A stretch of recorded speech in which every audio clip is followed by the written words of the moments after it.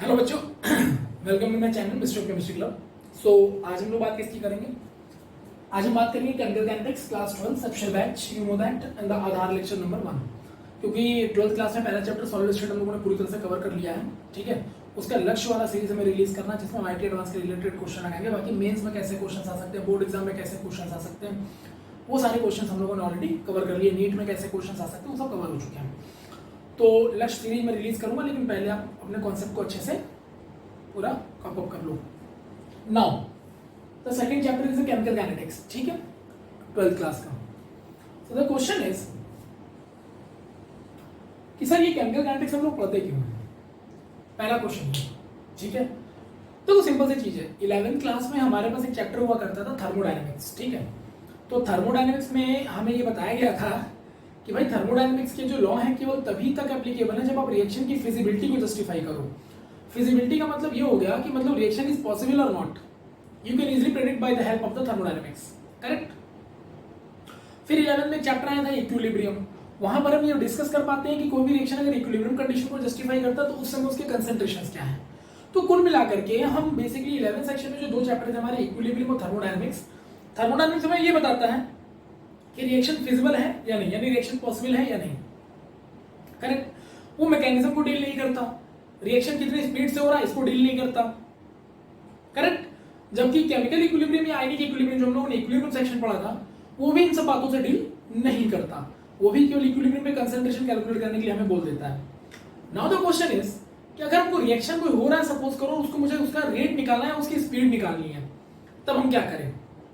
और देखो ये बात लॉजिकल भी है, आप जिस रिएक्शन को समझ रहे हो थर्मोडायनेमिक्स इसमें बता रहा है कि भाई रिएक्शन होगा या नहीं होगा वो आप बता देते हो by the help of the thermodynamics. Equilibrium में जाकर के आप कंसंट्रेशन कैलकुलेट कर लेते हो। तो यहाँ पर एक क्वेश्चन तो बनना चाहिए ना कि भाई रिएक्शन अगर फिजिबल है, चलो मान लिया फिजिबल है, तो क्वेश्चन ये कि सर हम रिएक्शन को करने के लिए कितनी देर तक वेट करेंगे, रिएक्शन की स्पीड क्या होगी, रिएक्शन कितनी देर में कंप्लीट हो जाएगा, ये सब भी तो हमें पता होना चाहिए, ऑब्वियसली पता होना चाहिए। अब जैसे मैं आपकी बात करता हूँ कि सबको पता है कि आईटी या नीट के पेपर कैसे क्रैक करना है, सबको पता है कि उसके लिए फॉर्म भरना पड़ता है, उसके लिए ये सब्जेक्ट होते हैं, इनकी प्रिपरेशंस करनी पड़ती है, सबको पता है। लाइक थर्मोडायनेमिक्स को सब कुछ पता है कि भाई रिएक्शन में होगा कि नहीं होगा, क्या है। अगर हम पढ़ेंगे तो पक्का मेरा सिलेक्शन होगा। तो ये क्या है? फिजिबिलिटी, पॉसिबिलिटी है कि आप रिएक्शन आपका होगा या आपके सिलेक्शन होगा या नहीं होगा, ठीक है। लेकिन कितनी स्पीड से पढ़ें, कितना पढ़ें, कैसे पढ़ें, ये तो जानना जरूरी है ना। ऐसा थोड़ी ना कि हम बस केवल आईटी का फॉर्म या नीट का फॉर्म भर दिया और पढ़ाई शुरू कर दिया और हो गया मेरा, ऐसा नहीं होता। तो बहुत सारी चीजें मैटर करती है। तो सबसे इंपॉर्टेंट ये होता है कि किसी भी चैप्टर या किसी भी चीज को करने के लिए, जैसे आपको आईटी का एंट्रेंस क्रैक करना है, नीट का एंट्रेंस क्रैक करना है, तो सबसे जरूरी ये नहीं है कि आप पढ़ें, नहीं, जरूरी है कि आप क्या पढ़ें, ये मैटर करता है, ठीक है। और कितना पढ़ें और किस स्पीड से पढ़ें, क्या रेट ऑफ का स्पीड होना चाहिए पूरे रिएक्शन को प्रोसेस करने के लिए, ताकि आप एक अच्छे प्रोडक्ट में कन्वर्ट हो सके, मतलब आपका सिलेक्शन हो सके। तो कहीं ना कहीं हमें रिएक्शन की स्पीड की रिक्वायरमेंट होती है, हर जगह होती है, हर तरह के फिनोमेना में होती है, करेक्ट है। तो सिंपली हम ऐसे इसीलिए हम लोग पढ़ते हैं केमिकल काइनेटिक्स। अब आपको समझ में आ गया होगा, ठीक है। हम लोग रिएक्शन में कोई ना कोई रिएक्शन प्रोसेस करते हैं ना यार। मान लो हमारा जॉब लगेगा, तो जॉब के बाद हम अपने लाइफ का ग्रोथ कैसे देखेंगे बताओ? तो हमें काइनेटिक्स चाहिए होगा कि कौन बंदा कितनी जल्दी ग्रोथ करता है, कितनी जल्दी उसका प्रमोशन होता है, ये सब चीजें मैटर करती है। तो कुल मिलाकर रेट आपको पता होना चाहिए अपनी लाइफ का भी, कि आप लाइफ में कितनी तेजी से आगे बढ़ रहे हो, क्या हो रहा है, एवरीथिंग डन। सो केमिकल काइनेटिक्स का भी हमारा यही पर्पस है। 11th क्लास हमें सिखाता है कि रिएक्शन इज फिजिबल और not feasible by the thermodynamics, but in class 12th we are going to discuss the kinetics of the chemical, correct. तो जो केमिकल काइनेटिक्स हमारा है, ठीक है, all of you know that what do you mean by the chemical. यार पूरी chemistry तो हम इसलिए पढ़ते हैं। What is the meaning of the chemistry, mystery of chemistry, simply यही चीज है ना भाई। अगर हम बात करें केमिस्ट्री, है ना, तो केमिस्ट्री है क्या, ये बना कैसे है, इसको बीच से ब्रेक करोगे तो आपको समझ में आएगा कि ये है केमिकल मिस्ट्री, और इसीलिए मेरे चैनल का नाम है मिस्ट्री ऑफ केमिस्ट्री, करेक्ट। तो केमिकल से रिलेटेड सारी जानकारियां हमको जुटानी होती हैं इस पूरे केमिस्ट्री सेक्शन में। तो उसी में हम केमिकल से रिलेटेड एक जानकारी है, एक मिस्ट्री हम और जा रहे हैं पता करने, और वो है केमिकल का क्या, kinetics, okay. Now the question is, okay sir it is clear that कि भाई केमिकल काइनेटिक्स है, सर इसमें क्या करना होगा हमें? मैंने बताया तो रिएक्शन की स्पीड पता करनी होगी। क्योंकि आपको पता है जो काइनेटिक्स वर्ड है ना, एक लैटिन लैंग्वेज वर्ड है, यानी लैटिन वर्ड है, जिसका अपना मतलब होता है काइनेसिस। उनके मतलब लैटिन लैंग्वेज में वर्ड होता था काइनेसिस, जो आजकल काइनेटिक्स कहलाता है। और काइनेसिस का मतलब ही होता है मूवमेंट। सही है, काइनेसिस का मतलब क्या होता है? मूवमेंट। तो किसका मूवमेंट सर? केमिकल का। सर केमिकल कैसे चलेगा क्या? अरे चलेगा नहीं, केमिकल रिएक्शन तो करता है ना, तो रिएक्शन करेगा तो किस स्पीड से करेगा, उसके मूवमेंट क्या होंगे, उसके रेट्स क्या होंगे, ये सब डिस्कस करना है। सो आई होप आपको ये समझ में आ गया होगा, करेक्ट। तो अगर मैं केमिकल काइनेटिक्स नाम के चैप्टर को एक्सप्लेन करना चाहूं तो कैसे करूंगा? तो it is a branch of chemistry where we will deal with the rate of reactions, correct, speed of the reactions, correct. तो हमारा केमिकल काइनेटिक्स क्या बन गया बताओ? तो हमारा केमिकल काइनेटिक्स बन गया, it is a branch of chemistry, correct. ये केमिस्ट्री का वो ब्रांच है, यानी केमिकल केमिस्ट्री का वो ब्रांच है, it is a branch of chemistry where we can deal with, where we can deal with, deal समझ लो, मनवाली कर रहे हैं, ठीक है। Where we can deal with, किससे किससे डील करेंगे? तो एक काम करते हैं सर, पहले तो रेट यानी स्पीड से डील कर लेते हैं यार। और देखो रेट या स्पीड से तुम जब डील करोगे ना, किसी भी रिएक्शन की रेट या स्पीड से डील करोगे, तो एक बहुत सिंपल सा चीज है, कॉमन सेंस वाली बात है कि अगर रिएक्शन की रेट या स्पीड से तुम डील कर रहे हो तो उसमें पड़ने वाले इंपैक्ट को भी डील करना पड़ेगा, क्योंकि अगर आपने उसमें पड़ने वाले इफेक्ट को डील नहीं किया तो आपका रेट ऑफ रिएक्शन कभी एक्यूरेट कैलकुलेट कर ही नहीं पाओगे। पता चला टेम्परेचर ज्यादा था तो रेट ऑफ रिएक्शन अचानक से चेंज हो गया, तो आपने जो कैलकुलेट को बकवास हो गया गलत। तो एक्सटर्नल इफेक्ट ऑन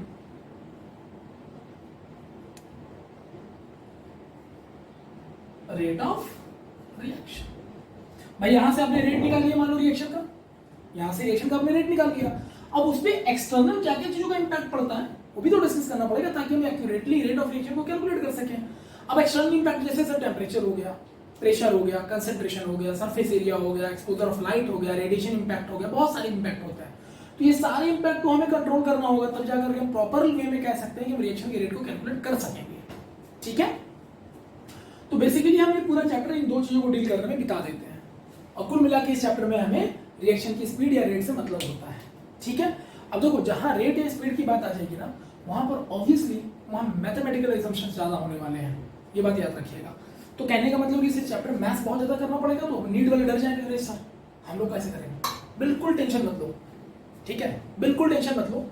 ये चैप्टर ठीक है, मैथमेटिकल है, लेकिन इतना भी ह्यूज मैथमेटिकल नहीं है कि आपको बहुत ज्यादा दिमाग लगाना है। मैथमेटिकली इसमें बहुत सिंपल सिंपल चीज हम लोग डिस्कस करेंगे, उतना फिजिक्स में पढ़ते भी बेसिक लेवल पे। लेकिन इस चैप्टर की मैं तुमको खास बात बताता हूँ। देखो सॉलिड स्टेट का क्लियर एंड कट कॉन्सेप्ट था यार, सिर्फ सॉलिड स्टेट क्या था कि नेचुरली क्रिस्टल अवेलेबल है, उनको हम डिस्कस कर रहे हैं केवल, सही है। ये एक ऐसा चैप्टर है ना जिस पर हम इंस्टेंट लेवल में न्यूमेरिकल बना सकते हैं, इंस्टेंट लेवल में चीजों को कर सकते हैं। तो आप ये ध्यान रखिएगा, इस तरह की इस चैप्टर के न्यूमेरिकल करने के लिए फॉर्मूले तो मैटर करेंगे, लेकिन आपका जो कॉन्सेप्ट होगा, जितना ज्यादा स्ट्रॉन्ग कॉन्सेप्ट होगा, उतना ही इस चैप्टर के न्यूमेरिकल आपके लिए इजी बन जाएंगे। मतलब अभी सॉलिड स्टेट में आप क्या था कि जो आपको बताएंगे बस उसी को इंप्लीमेंट कर दीजिए, आपका आंसर निकल के बड़ा आसानी से आ जाता था। लेकिन इस चैप्टर में कहीं ना कहीं आपको कॉन्सेप्ट को पकड़ के रखना है, कॉन्सेप्ट नहीं छूटना चाहिए।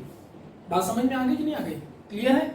चल यही तो होता है कि भाई हम लोग पढ़ पूरा लेते हैं, लेकिन हमें ना कॉन्सेप्ट कहीं ना कहीं मिस कर देते हैं, और क्वेश्चन उन्हीं छोटे छोटे कॉन्सेप्ट में बना देता है और हम छोड़ के चले जाते हैं, ठीक है। और जिन लोगों का ये मतलब एक दिमाग में बसा हुआ है कि बस फॉर्मूला पता हो और आंसर निकाल लेंगे, ये काम नहीं करेगा आपका, ठीक है। अगर आप बहुत ही प्रेस्टिजियस एग्जाम के लिए एंट्रेंस की तैयारी कर रहे हो तो वहां पर ये सब काम नहीं करेगा, ठीक है ना। तो सर हमें समझ में आ गया कि मेरे चैप्टर का पर्पस क्या है, पढ़ना क्या है, क्या पढ़ना है। एक तो रिएक्शन की रेट या स्पीड पढ़नी है, और ऊपर से उस पर पढ़ने वाले इम्पैक्ट को पढ़ना, ताकि हम एक्यूरेटली रिएक्शन की रेट को कैलकुलेट कर सके। नाउ द क्वेश्चन इज, तो पहले ही दिमाग में हमारे क्वेश्चन आ जाएगा, अरे सर रिएक्शन का रेट निकालना है क्या? हमने कहा तो सर वही बताओ ना कि कैसे निकलता है। तो रेट हम निकालने चले, लेकिन प्रॉब्लम ये है कि रेट हम रिएक्शन की निकालेंगे तो जरूर, लेकिन किस तरह के रिएक्शंस की? क्या हम सारे रिएक्शंस की रेट निकाल सकते हैं या कुछ ही को पढ़ना है? सिलेबस तो हमारा कुछ ना कुछ डिसाइडेड होगा ना। तो देखो अगर आपको रिएक्शन का रेट निकालना है ना, तो सबसे पहले आपको टाइप्स ऑफ रिएक्शन समझना पड़ेगा, ठीक है। Types of reaction on the basis of rate या on the basis of speed. पहले तो आपको ये समझना पड़ेगा भैया कि कौन सा रिएक्शन है जिनका निकालना है, कि सबका निकाल लेना है, समझ रहे हो? अभी देखना मजा। तो types of reaction on the basis of speed, तो जिसमें पहला जो टाइप ऑफ रिएक्शन होता है उसको कहते हैं फास्ट रिएक्शन या इंस्टेंटेनियस रिएक्शन। ठीक है, इंस्टेंटेनियस रिएक्शन। तो फास्ट रिएक्शन या इंस्टेंटेनियस रिएक्शन, ये कौन से रिएक्शन होते हैं सर? अरे जब नाम ही रख दिया फास्ट या इंस्टेंटेनियस, मतलब इंस्टेंट होने वाला रिएक्शन, मतलब डाला खट से प्रोडक्ट, समझ लो, डाला प्रोडक्ट 2 मिनट में, क्लियर। जैसे हमने वो सुना है फोटो इलेक्ट्रिक इफेक्ट में होता था ना कि कोई एक्टिव सरफेस लेते थे मेटल का और उसमें कोई हाई फ्रीक्वेंसी लाइट डाला, खट से इलेक्ट्रॉन बाहर निकल जाता था, समझ लो, मतलब बहुत फास्ट, क्लियर। तो अगर इसके एग्जांपल्स की बात करें तो डेफिनेशन की तो रिक्वायरमेंट नहीं है, what do mean by the fast reaction और इंस्टेंटेनियस रिएक्शन, है ना, अभी पता भी चल जाएगा। जैसे एग्जांपल लिया मैंने, तो देखो भाई आप लोग ना एसिड की रिएक्शन मान लो बेस से कराते हो तो बन जाता है सॉल्ट प्लस वाटर। ये बचपन 9th क्लास से पढ़ते हो, बचपन ही मानने का, ठीक है तुम्हारा, क्लियर। इसको मान लो तुम्हारे बचपन का प्यार है, तुम 9th क्लास से जानते हो। तो acid plus base give salt plus water, बहुत पहले से पढ़ते आ रहे हैं। अब हमें ये बात पता है कि एसिड को जब बेस में डालते हैं ना तो सॉल्ट जो बनता है बहुत ज्यादा फास्ट बनता है। रीजन इज क्या? जैसे सपोज करो, I have one question for all of you. मान लो ये HCl है और ये मान लो NaOH है ना, तो ये आयनिक कंपाउंड इस तरह से पोलराइज होकर टूटेगा, टूटेगा। तो जब आयंस इस तरह से टूटते हैं ना तो all of you know that कि नेगेटिव इसका पॉजिटिव के साथ और इसका पॉजिटिव इसके नेगेटिव के साथ जाएगा और ये NaCl विद वाटर बना देगा। क्योंकि यहां पर हुआ क्या है, डबल डिस्प्लेसमेंट हुआ है। 9th क्लास में हमने पढ़ा भी होगा। डबल डिस्प्लेसमेंट मतलब सर, अरे सर ये वाला आयन डिस्प्लेस होकर इसके साथ, ये वाला आयन डिस्प्लेस होकर इसके साथ चला गया और ये वाला आयन डिस्प्लेस होकर इसके साथ चला गया, मतलब दोनों के दोनों आयंस दोनों में से डिस्प्लेस हुए हैं। और इन रिएक्शनों में जब आपको पता चल जाता है कि आयंस में टूट रहे हैं तो इजीली आयंस का आपस में क्या हो जाता है, मिक्सअप हो जाता है किसी दूसरे के साथ। तो इसमें जो टाइम लगता है वो अप्रोक्सीमेटली माना गया है कि इस तरह की रिएक्शन को टाइम लगता है 10⁻⁻6 से लेकर 10⁻8 सेकेंड तक। ये मैं नहीं कह रहा, प्रैक्टिकल ऑब्जर्वेशन कह रहा है। तो अगर ऐसा है, इतना फास्ट रिएक्शन 10⁻6, अरे 10⁻6 का मतलब हो गया भैया 1 सेकेंड का 10 लाखवां हिस्सा। You are not capable to calculate all these type of the rate of reactions। और अगर कैलकुलेट करने की कोशिश भी तुमने की ना तो हो सकता है कि वहां पर एरर के आने के बहुत ज्यादा चांसेस हैं। यार जितनी देर में तुम अपने आंखों की पलकें मतलब झुकाते हो ना, उतने से भी कम समय में रिएक्शन कंप्लीट हो जा रहा है। तो कहां से निकाल लोगे? इसका टाइम ही बहुत ज्यादा स्लो, बहुत बहुत बहुत माइन्यूट टाइम होगा। सो डेफिनेटली यार ऐसे रिएक्शनों को करके रिस्क नहीं लेंगे क्योंकि उसमें एरर आने के पूरे चांसेस है। So this is the reason कि ऐसे रिएक्शनों का rate of reaction not determined.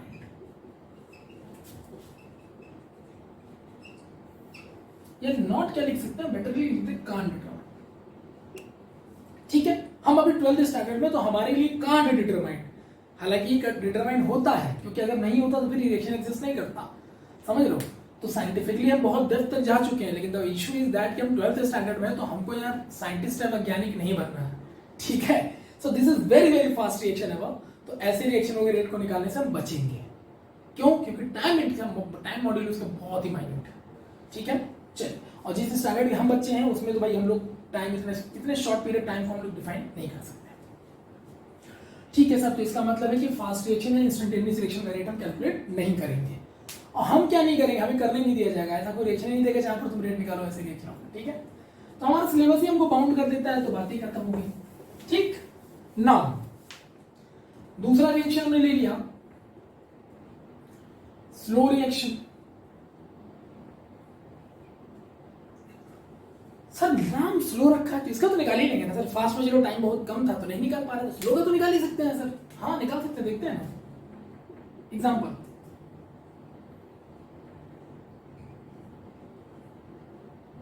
Rusting of iron, iron में रस्ट होना, ठीक है।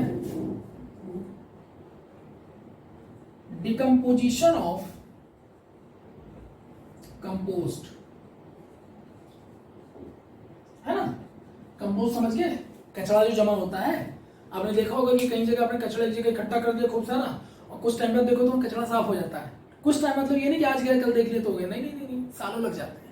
अब आपको कोई बोले कि ऐसे रिएक्शनों का रेट निकालो, भैया रस्टिंग ऑफ आयरन का हमें रेट निकाला, तो उसके लिए हमको टाइम चाहिए होगा, क्योंकि रेट तो रिलेट करता है टाइम के साथ, आपको पता ही होगा। तो अब ये बताओ कि तुमको अगर मैंने एक आयरन का टुकड़ा दिया, बोला इसका रस्टिंग का रेट निकाल के दिखाओ, तो तुम तो पहले वेट करोगे ना कि रस्ट होने में टाइम कितना लगेगा। तो तुम 12th क्लास में थे जब तुमने रस्टिंग शुरू किया, तो पता चला तुम उस समय 17-18 साल के रहे होगे, 12th क्लास के आसपास। और जब पता चला रस्टिंग हुआ तो तुम 30-35 साल के हो चुके थे। तब तक खड़े होकर वेट कर रहे थे क्या तुम? तुम्हारे करियर में रस्ट हो जाएगा, ठीक है।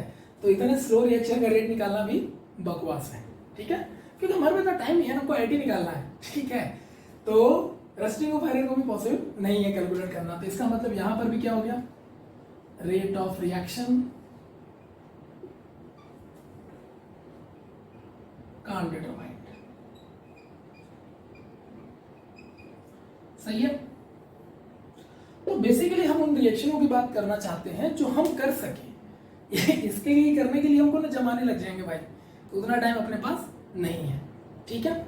सो स्लो रिएक्शन का भी रेट ऑफ रिएक्शन कैलकुलेट करना हमारे लेवल पे नहीं है भाई, इतना टाइम नहीं है हमारे पास, सीधी सी बात है। कर तो सकते हैं, टाइम हमारे पास नहीं है, ठीक है।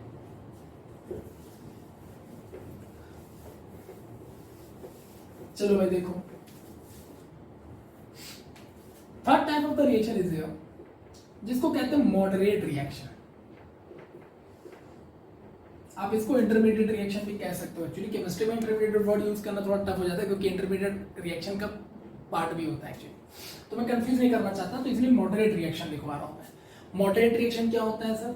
ये वो रिएक्शंस होते हैं जिनका rate of reaction lie between fast and slow reaction, ठीक है। मतलब फास्ट और स्लो रिएक्शन के बीच में लाई करते हैं इनका जो रेट ऑफ यानी स्पीड जो होता है। तो कहने का मतलब ये हुआ कि फास्ट और स्लो के बीच में लाई करने का मतलब फास्ट है लेकिन इतना भी नहीं जितना ये है, और स्लो है वो इतना भी नहीं जितना ये है, तो इसके बीच में लाई कर रहा है, करेक्ट। तो फास्ट वाले का रेट ऑफ रिएक्शन कैलकुलेट नहीं कर पा रहे क्योंकि टाइम इंटरवल बहुत छोटा है, और स्लो वाले को हम करना नहीं चाहते क्योंकि इतना टाइम अपने पास नहीं है। तो हम बीच का रास्ता निकाल लिए, एक ऐसा रिएक्शन जो फास्ट ज्यादा ना हो और ज्यादा स्लो भी ना हो, ऐसे रिएक्शनों के रेट हम निकाल सकते हैं, क्योंकि इनके करने में ना एक पर्टिकुलर टाइम इंटरवल आता है। कहने का मतलब ये हो गया कि जितने मॉडरेट रिएक्शंस होंगे उनमें एक डेफिनेट टाइम इंटरवल होगा, है ना, एक डेफिनेट टाइम इंटरवल होगा। और अगर एक डेफिनेट या निश्चित टाइम इंटरवल हमें पता चल जाए तो रेट निकालना हमारे लिए कौन सी बड़ी बात है। तो कुल मिला के सारा गेम तो टाइम का है ना, है ना। हम नहीं चाहते कि हम बहुत ही इंस्टेंट लेवल पे काम करें, क्योंकि उतना हमारे अंदर कैपेबिलिटी नहीं कि हम उतना मिनिमम टाइम इंटरवल को जस्टिफाई कर सकें। हमारे पास ऐसा कोई इंस्ट्रूमेंट नहीं है फिलहाल घर पे, और फास्ट स्लो वाले के लिए इतना टाइम नहीं है अपने पास। तो दोनों बातें हैं, लेकिन मॉडरेट रिएक्शन इनके बीच में लाई कर जाएगा तो डेफिनेटली वो एक पर्टिकुलर टाइम इंटरवल को फेस करेगा, करेक्ट है, क्योंकि इसके और इसके बीच में होगा तो उसके बीच में एक टाइम इंटरवल फिक्स तो होगा ना भाई। तो यहाँ पे टाइम कैलकुलेट इजीली हो जाएगा, जिसकी वजह से रेट को निकालना हमारे लिए आसान हो जाएगा। इसीलिए हम ज्यादातर जिन रिएक्शनों का रेट निकालते हो, कौन से रिएक्शंस होते हैं बताओ बच्चों? मॉडरेट रिएक्शंस, ठीक है। तो आप अपने आसपास ज्यादातर जो रिएक्शन देखते हो मॉडरेट ही देखते हो, ठीक है ना। मॉडरेट रिएक्शन ही आप ज्यादातर प्रेफर करते हो, देखना पसंद करना, उन्हीं को समझना पसंद करते हो, क्योंकि फास्ट और स्लो ये हमारे बस के लेवल की, मतलब हमारे लिमिट से बाहर की चीज है, ठीक है। सो मॉडरेट रिएक्शन के एग्जांपल्स क्या हो सकते हैं? जो बेसिक लेवल पे आप एग्जांपल देख लो, जैसे मान लो एग्जांपल के तौर पे अगर हम देख लें तो भाई अमोनिया बना लो, N2 with 3s2 gives 2NH3। अब ये रिएक्शन है, ये रिएक्शन एक फिक्स इंटरवल टाइम के अंदर होता है जो हमें पता है। तो ऐसी कंडीशन में जिनका टाइम इंटरवल इजीली कैलकुलेटेड होता है, ऐसे रिएक्शनों का रेट निकाल पाना हमारे लिए संभव है। Done. So this is all about the thing जिसके बारे में मैं आपसे डिस्कशन कर रहा था। तो ओवरऑल हमें अगर रिएक्शन का रेट, हमें केमिकल काइनेटिक्स में ये पढ़ना है कि रिएक्शन का रेट कैसे निकलता है, तो पहले तो ये समझना पड़ेगा कि किस तरह के रिएक्शन का रेट हमें निकालना है। क्या किसी का भी निकालने ना बंद करके, तो ऐसा नहीं है, हमें केवल मॉडरेट कंडीशन का निकालना है। अच्छा, तो इसका ये मतलब हो कि सर अगर ये चैप्टर रिएक्शन के रेट की बात करता है, हर तरह की रिएक्शन की मैकेनिज्म की बात करता है, ठीक है, याद रखिएगा आपका केमिकल काइनेटिक्स आपको मैकेनिज्म भी सिखाता है रिएक्शन की, याद रखना, ठीक है। It is also define the mechanism. It is a branch of chemistry where we can deal with the rate of reaction, external effect on rate of reactions as well as the mechanism of reactions, you can say like that। हाँ, तो समझ में आ गया भाई, moderate reaction को हम लोग discuss करने वाले हैं, ठीक है, डन। तो इसका मतलब ये हुआ सर कि अगर यही चैप्टर जो रिएक्शन के पूरे रेट या काइनेटिक्स को जस्टिफाई करता है, तो इसका मतलब है कि सर जितने भी रिएक्शन हम ऑर्गेनिक में पढ़ते हैं, इनऑर्गेनिक में पढ़ते हैं, फिजिकल में पढ़ते हैं, वो मैक्सिमम से मैक्सिमम सर क्या होते होंगे, मॉडरेट होते होंगे, क्योंकि हम केमिकल काइनेटिक्स में उन रिएक्शनों का रेट निकालना चाह रहे हैं जो मॉडरेट होता है। और इसका मतलब साफ है कि अगर हमारे सिलेबस में तो 12th में जितने भी रिएक्शन हम देखेंगे सर सबके सब मॉडरेट होने चाहिए, क्योंकि मॉडरेट होंगे तभी हम उसका रेट निकाल सकते हैं। That's a simple thing. इसलिए ज्यादातर आप जिन रिएक्शनों से डील करते हो ऑर्गेनिक या इनऑर्गेनिक में, वो मॉडरेट टाइप के रिएक्शंस होते हैं। डन? क्यों? क्योंकि उन्हीं का रेट हम निकाल सकते हैं अपने चैप्टर अपने सिलेबस के अकॉर्डिंग। ओके, चलो now the question is, okay sir everything is clear till now. Now the question is sir, अगर ऐसा है, ध्यान देना सभी लोग, अगर ऐसा है कि मॉडरेट रिएक्शनों का रेट निकालेंगे तो सर क्वेश्चन अब ये उठता है कि हम तो समझ में आ गया कि टाइप्स ऑफ रिएक्शंस क्या हो सकते हैं, तो सर रेट ऑफ रिएक्शंस क्या होते हैं अब ये बताओ। तो देखो रेट की डेफिनेशन वही पुरानी है जो तुम 9th-10th में फिजिक्स में पढ़ा करते थे। What is the rate of reaction?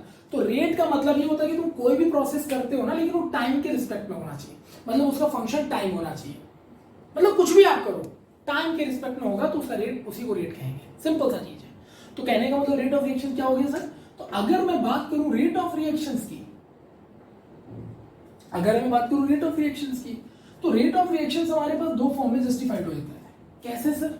एक होता है रेट ऑफ अपीयरेंस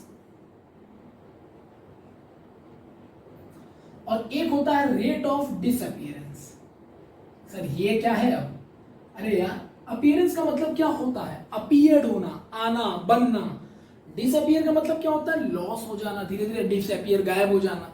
तो सर ये कब होता है? तो दुनिया के हर रिएक्शन में होता है। Why sir? क्योंकि रिएक्शन जब आप करते हो बच्चों तो आपको ऐसा कुछ देखने को मिलता है ना कि ए गिव्स मान लो बी C+D, मिला ऐसा आपको? मिला। अब द क्वेश्चन इज कि ए और बी जब मिक्स होंगे तो ये प्रोडक्ट सी और डी में कन्वर्ट हो रहे हैं। इसका मतलब है कि जैसे जैसे रिएक्शन आगे बढ़ रहा है ये डिसअपीयर होता जाएगा। बताओ बच्चों, क्लियर है? ये क्या होता जाएगा बताओ? डिसअपीयर होता जाएगा। और ये क्या होता जाएगा बच्चों? अपीयर होता जाएगा। मतलब ये हमें मिलता चला जाएगा और ये धीरे धीरे घटता चला जाएगा। आई होप एवरीथिंग इज क्लियर। ठीक है, तो this is the reaction, simple reaction. कोई भी रिएक्शन हम करते हैं तो सर ये तो चलो समझ में आ रहा है कि ऐसा रिएक्शन होता है। सर अगर यही रिएक्शन ऐसा दे दे तब क्या करेंगे? Leave it, this is equilibrium. Already आप क्लास 11 में इसको डिस्कस कर चुके हो, है ना? और इसमें अपीयरेंस और डिसअपीयरेंस को कभी कंपेयर नहीं कर सकते। रीजन क्या है ना, जितनी तेजी से ये डिसअपीयर होता है उतनी तेजी से अपीयर होता है, फिर ये डिसअपीयर होता है, फिर ये अपीयर होता है। तो ये अपीयरेंस या डिसअपीयरेंस यहाँ पर चलता ही रहेगा। तो आप एक्यूरेटली यहाँ पर डिसअपीयरेंस या अपीयरेंस को कैलकुलेट प्रॉपर्ली नहीं कर पाओगे। तो रिवर्सिबल रिएक्शन को हम लोग डील तो करेंगे इस चैप्टर में, लेकिन अलग तरीके से। कैसे करेंगे? Just wait for the some time. ठीक है, तो जनरली हम लोग ज्यादातर डील किसको करेंगे? जहां पर एक्यूरेटली हम बात कर सकें कि डिसअपीयरेंस और अपीयरेंस क्या होता है। ठीक है, तो आपको पता ऊपर वाला रिएक्शन में जो लिखा था मैंने वो क्या था? रिवर्सिबल था। और ये रिएक्शन जो क्या लगा? वन वे, सीधा सीधा एरो लगाए नहीं, वन वे। वन वे का मतलब सीधे ये यहां से वहां जाएगा। यानी ऐसे रिएक्शन जो होते हैं वो इरिवर्सिबल होते हैं और ये कंप्लीट होते हैं मैक्सिमम केसेस में। तो अगर ये कंप्लीट होते हैं तो इसका ये मतलब है कि जो ये वाला पार्ट है वो डिसअपीयर होना तय है और ये वाला जो पार्ट है वो अपीयर होना तय है। सही है? तो रेट ऑफ रिएक्शंस की अगर हम बात करें तो हमने बोला कि रेट ऑफ रिएक्शन को हम दो पार्ट में डिफाइन कर सकते हैं, rate of appearance, rate of disappearance. और ये प्रैक्टिकल चीज है कि जितना तेजी से ये डिसअपीयर होगा उतनी ही तेजी से वो अपीयर भी होगा। करेक्ट है? क्लियर? तो अगर आप कोई कंटेनर के अंदर रिएक्शंस करा रहे हो और आपने बाहर से इसमें कुछ और नहीं डाल रहे हो, ध्यान रखना, बाहर से कुछ और मिला नहीं रहे हो, तो उस केस में जितना तेजी से ये अपीयर होगा उतनी तेजी से ये भी डिसअपीयर, जितनी तेजी से ये डिसअपीयर होगा उतनी तेजी से क्या होगा? अपीयर होगा। मतलब इसका कम होना और इसका बढ़ना लॉजिकल है। ठीक है, तो ये घट रहा है और ये बढ़ता चला जा रहा है। This is a simple way of the reaction. शर्त क्या है यहाँ पे? ये घटे, जितना ये घटेगा उतना ही ये बढ़ेगा। शर्त ये है कि बाहर से आप इसमें कुछ मिलाना नहीं। अब एक्स्ट्रा मिला दोगे तो फिर तो यार समझे ना, कुछ भी गड़बड़ हो सकता है, कोई ये बढ़ सकता है या ये घट सकता है, कुछ भी हो सकता है। समझ में आ रहा है?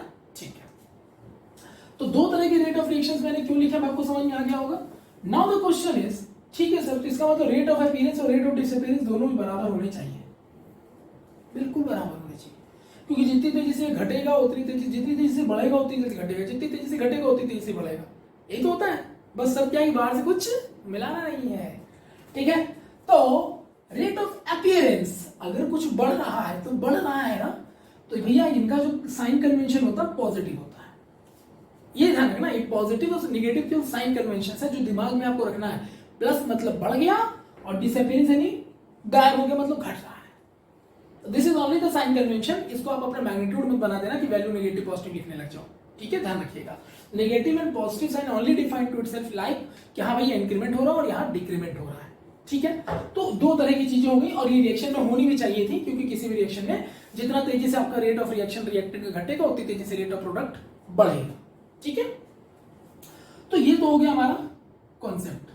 यही सेम चीज तो आप करते हो अपने प्रैक्टिकल लाइफ में। अगर आप आईटी और नीट की तैयारी कर रहे हो तो जितना तेजी से डिसअपियरेंस मतलब आपकी एनर्जी घट रही है उतनी तेजी से आपका अपीयरेंस कुछ ना कुछ आपको प्रोडक्ट मिल रहा है कि आपको ये चैप्टर समझ में आ रहा है या ये कॉन्सेप्ट समझ में आ रहा है या क्वेश्चन समझ में आ रहा है। Is it clear to all of you? Done. और ये तय है कि जब आप ये काम कर रहे हो तो बाहर से आपको कुछ ना मिलाया गया हो। बाहर से आपका कुछ ना मिलाया जाने का मतलब है कि ना तो आप मोबाइल ज्यादा सोशल मीडिया पे एक्टिव रहते हो, मतलब बाहर की चीजों से बच के रहो। तो उस केस में जितना आप एनर्जी लगा रहे हो या जितना आपका एनर्जी लॉस होगा उतना ही आपको पॉजिटिव इंपैक्ट या पॉजिटिव आपको बेनिफिट मिलेगा in a form of your selection, ठीक है। So this is all about the thing. Done? पक्का? चलिए now the question is sir ये दो टाइप के होते हैं, समझ में हमें आ गया। द क्वेश्चन इज सर ये रेट क्या होता है? तो मैंने बोला ना 9th और 10th क्लास में हमने रेट पढ़ा हुआ है। क्या पढ़ा है सर आपने? तो रेट हमने पढ़ा था ना, रेट कि कोई भी प्रोसेस करेंगे अगर with respect to that that is called the rate of reaction या रेट, करेक्ट। तो अगर हम रेट ऑफ रिएक्शंस की बात करेंगे तो इसको क्या बोलेंगे? तो रेट ऑफ रिएक्शन क्या होगा सर? तो रेट ऑफ रिएक्शन होगा चेंज इन, भाई रिएक्शन में क्या होता है, कंसंट्रेशन के बारे में बात होती है कि आपने कोई कंसंट्रेशन लिया होगा, घटेगा या बढ़ेगा। अगर रिएक्टेंट का होगा तो घटेगा, प्रोडक्ट का होगा तो बढ़ेगा।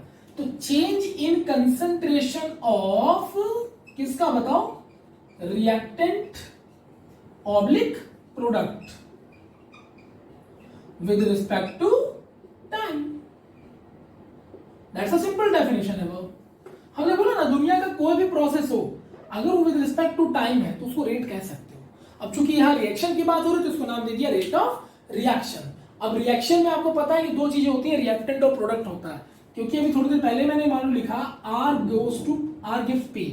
आर का मतलब जो एरो की इधर की तरफ होता है ये रिएक्टेंट होता है, ये सबको पता होगा शायद, और जो इधर की तरफ बनता है वो प्रोडक्ट होता है, सही है। और रिएक्शन के दौरान इन्हीं दोनों के कंसंट्रेशन में तो कमी आएगी भाई, इसमें कमी आएगी तो इसमें इंक्रीमेंट होगा, इसमें इंक्रीमेंट होगा तो इसमें डिक्रीमेंट होगा। तो मैंने वर्ड क्या लिखा है? Change in concentration. तो अगर मैंने वर्ड लिखा है चेंज इन कंसंट्रेशन तो चेंज का मतलब वो तो घट भी सकता है और बढ़ भी सकता है।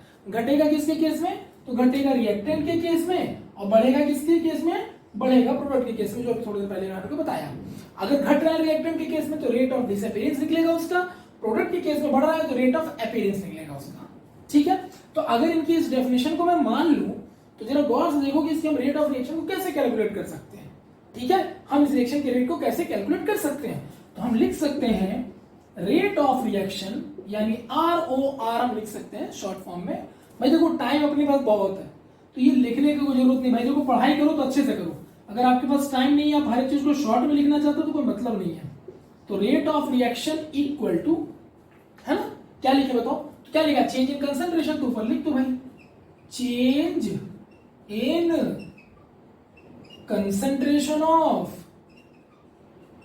रिएक्टेंट ऑब्लिक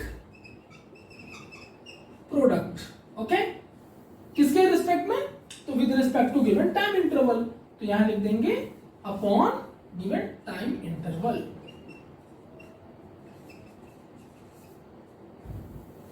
सही बच्चों? करेक्ट। तो जो डेफिनेशन बोला गया ना उसी डेफिनेशन को मैंने उसके फॉर्मूले के फॉर्म में उतार दिया। क्या नया किया मैंने यार, ठीक है। So this is all about the thing जो आप रेट ऑफ रिएक्शन की बात करते हो, यानी जिसके लिए आप इस पूरे चैप्टर को पढ़ रहे हो निकालने का तरीका ये रहा आपके पास। अब आप कहोगे कि सर चेंज इन कंसंट्रेशन कैसे देखेंगे? तो बोला तो रिएक्टेंट होगा तो घटेगा, प्रोडक्ट होगा तो बढ़ेगा। तो रेट ऑफ अपीयरेंस या रेट ऑफ डिसअपीयरेंस दो तरीके से देख सकते हो। तो यानी कि इस रिएक्शन को आप इस रिएक्शन के डेफिनेशन को दो तरीके से लिखा जा सकता है। रेट ऑफ रिएक्शन को दो तरीके से लिखा जा सकता है, देखना। तो बताओ आपने क्या लिखा है? चेंज लिखा है, करेक्ट है। तो अब आपको रेट ऑफ रिएक्शन में दो तरीके से लिख के दिखा रहा हूं। अगर हम रेट ऑफ रिएक्शन लिख रहे हैं कि हमें रेट ऑफ रिएक्शन निकालना है, अगर हम रिएक्टेंट चेंज निकाल रहे हैं मान लो रिएक्टेंट के पॉइंट ऑफ व्यू से, तो क्या हो जाएगा? Disappearance in concentration of reactant या डिक्रीमेंट, जो मना है लिख दो यार, ठीक है। तो decrement in concentration of reactant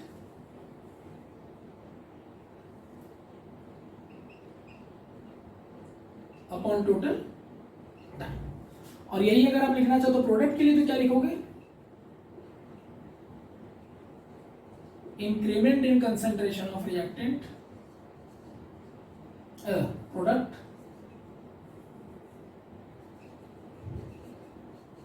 upon total time. सही है, बहुत सिंपल है। तो रिएक्टेंट में डिक्रीमेंट हो रहा है तो डिक्रीमेंट, प्रोडक्ट में बढ़ेगा तो इंक्रीमेंट। अब इसी को आप चेंज कहते हो।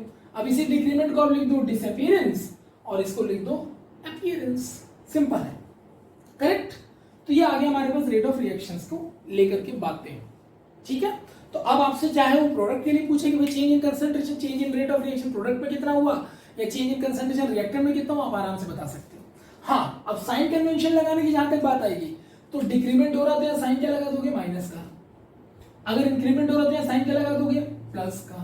तो ये माइनस और प्लस साइन केवल कन्वेंशन है जो बताता है कि भाई घट रहा है या बढ़ रहा है। और अगर आपने माइनस लगा दिया ना तो आपको बताने की जरूरत नहीं कि वहां रिएक्टेंट, क्योंकि ये ऑटोमेटिकली दिमाग में कि रिएक्टेंट ही घटेगा तभी प्रोडक्ट बढ़ेगा। और प्लस लगा दिए तो ऑटोमेटिकली कंफर्म है कि प्रोडक्ट की बात हो रही है। डन। तो अब इसको जरा ध्यान देना, पूरा प्रैक्टिकल तरीके से आपको हर एक तरीके से बिल्कुल कॉन्सेप्चुअल में मैं लेके जा रहा हूं, बेसिक लेवल पे, कुछ भी छोड़ने की जरूरत नहीं है, ठीक है। चलिए, हो गया। तो अब अगर इस तरह इसको निकालना होगा तो निकालेंगे कैसे। तो देखो, अगर आपको रेट ऑफ रिएक्शन निकालना है तो डेफिनेशन अब आपके पास है, तो मेरा वहां पर कोई रोल नहीं बचा। आप सिंपली समझ गए हो कि भाई change in concentration of reactant या प्रोडक्ट हमको मालूम न्यूमेरिकल में दे देता है तो वैल्यू पुट कर देंगे और टाइम देगा तो टाइम पुट कर देंगे, रेट ऑफ रिएक्शन करके बाहर आ जाएगा, ठीक है। लेकिन फिर भी हम इसका एक प्रैक्टिकल फॉर्मूला बना लेते हैं ताकि हमारे काम आ सके। तो कैसे, तो लेट्स सी, इधर ध्यान देना भाई। मान लो हमने एक ग्राफिकल सिचुएशन इसको सोचने की कोशिश की, आप भी मेरे साथ सोचना, तो मैं सही सोच रहा हूं तो बताना। मैंने ना एक ग्राफ बनाया,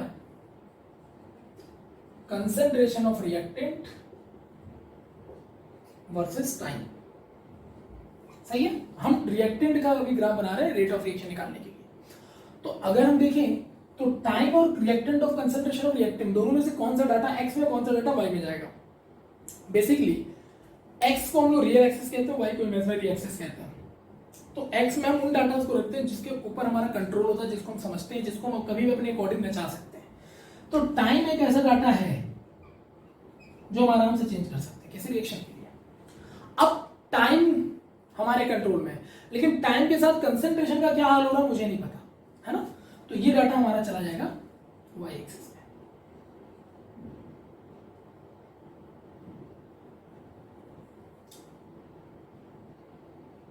तो कंसंट्रेशन ऑफ रिएक्टेंट, ठीक है। क्योंकि भाई देखो सिंपल सी बात है, ऐसा समझो जैसे आपने ये चैनल ज्वाइन किया, एक साल बाद जब आपका मान लो आईटी का पेपर होगा 12th के बच्चों का, तो भाई उसमें से कितने 12th के बच्चे हमारे चैनल पर हैं, ठीक है, वो मैं जानता हूं।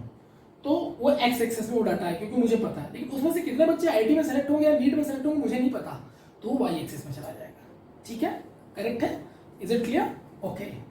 नाउ अब ग्राफ की बात करें तो बताओ रिएक्शन के साथ कंसंट्रेशन ऑफ रिएक्टेंट क्या होता है, घटना है ना, ओके। तो टाइम जैसे बढ़ेगा कंसंट्रेशन ऑफ रिएक्टेंट घटेगा। तो ग्राफ तुम्हारा कुछ ऐसा जाना चाहिए, करेक्ट। अब बिल्कुल ऐसे ही जाएगा सर, क्योंकि रिएक्टेंट जो होगा रिएक्शन के साथ घटेगा तभी तो प्रोडक्ट बढ़ेगा, करेक्ट है कि नहीं करेक्ट है, ओके सर। अब मान लो रिएक्टेंट यहां से जा रहा है, ध्यान दीजिएगा, रिएक्शन यहां पर रिएक्शन हो रहा है, रिएक्टेंट का कंसंट्रेशन घट रहा है टाइम के साथ साथ, वो आपको दिखाई दे रहा है ग्राफ। द क्वेश्चन इज, मान लेते हैं इस पर्टिकुलर टाइम t1 पर जो रिएक्टेंट का कंसंट्रेशन था वो R1 था, मान लिया।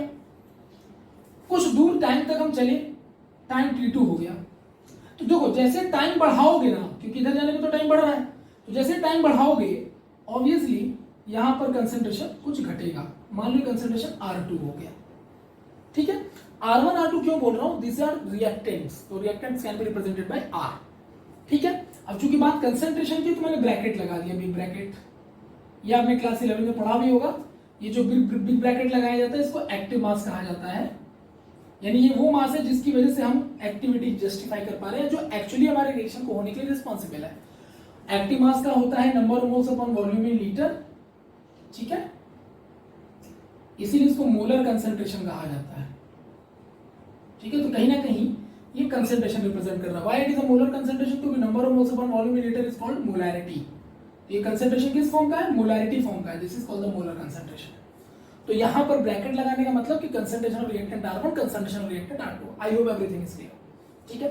And this is the T1 T2 time, okay. And suppose I want to know that कि what is the rate of reaction changes. तो यहां पर अगर हमको निकालना है कि बताओ भाई इस ग्राफ के अकॉर्डिंग बताओ रेट ऑफ रिएक्शन क्या है, तो रेट ऑफ रिएक्शन आपको दिख रहा है कि ग्राफ रिएक्टेंट को लेके बन रहा है और रिएक्टेंट लगातार टाइम के साथ घट रहा है। तो पहले ही हम दिमाग में ले लेंगे कि भैया माइनस साइन हमको लगा लेना है, हमें ये कंफर्म कर लेना है कि भाई माइनस साइन मतलब घट रहा है, ठीक है। आप नहीं भी लगाओगे तो कोई रोकने वाला नहीं, लेकिन फिर भी यू कैन डन। तो बताओ ये जो आ रहा है चेंज इस पॉइंट से इस पॉइंट तक, ये क्या आ रहा है सर? ये तो डेल आर है, change in reactant concentration del R है ना। तो मैं इसको लिख देता हूं डेल आर, लिख दिया मैंने। Change in concentration of reactant. Delta word क्या यूज करता है? डेल्टा वर्ड यूज करता है तुम्हारा चेंज। डेल्टा मतलब चेंज होता है चेंज, करेक्ट है। तो डेल्टा मतलब हो गया चेंज, यहां तक तो किसी को कोई दिक्कत नहीं है, ठीक है।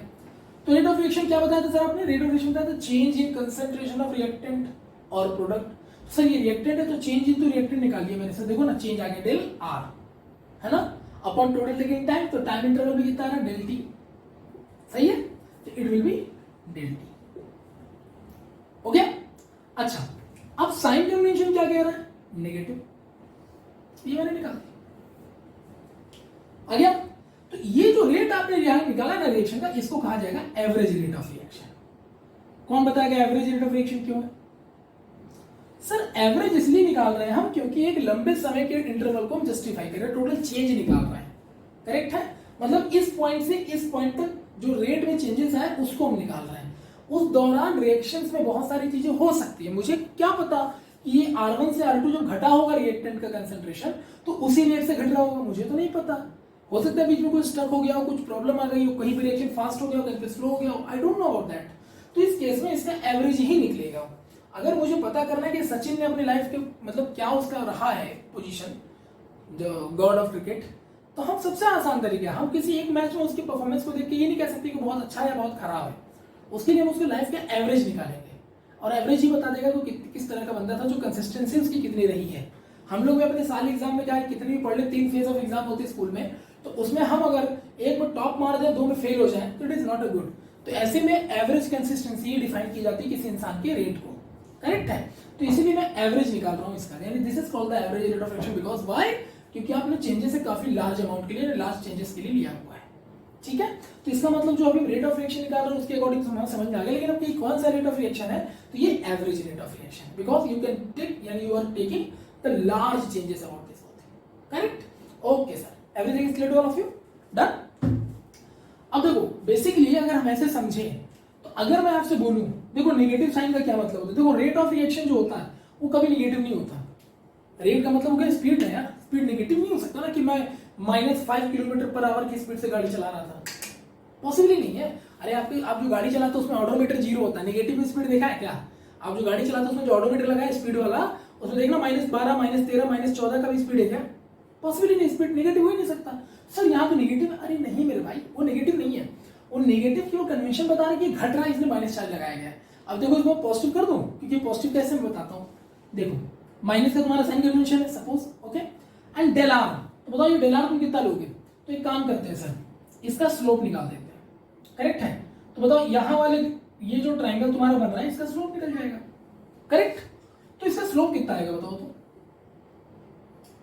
तो स्लोप तो तुम लोग जानते हो ना यार, इस लार्ज गेम के लिए आ जाएगा y2 minus y1 upon x2 minus x1। All of you know that slope होता है ना। y में चलेगी दूरी में टोटल चेंजेस अपॉन x में चलेगी दूरी के टोटल चेंजेस। ये 10th क्लास का सिंपल सा क्वेश्चन है। तो अगर हम इस हिसाब से देखें तो y2 माइनस y1, तो y2 कौन है? तो भैया पहले तो y1 में ये था ना, बाद में ना ये आया y2, तो चेंज तो y2 माइनस y1 करना है मुझे। तो यानी कम से माइनस करना ज्यादा को, देखना तो यहाँ R2 माइनस R1 करेक्ट है। और नीचे कितना आ जाएगा x2 माइनस x1, तो ये मान लो x1 था और ये x2 क्योंकि देखो ये बढ़ रहा है इसीलिए ये x2 माइनस x1, तो यहाँ तो चलो समझ में आता है T2 माइनस T1 डन। अब आपको अच्छी तरह पता है कि R2 लेस है, you can see here R2 छोटा है R1 से।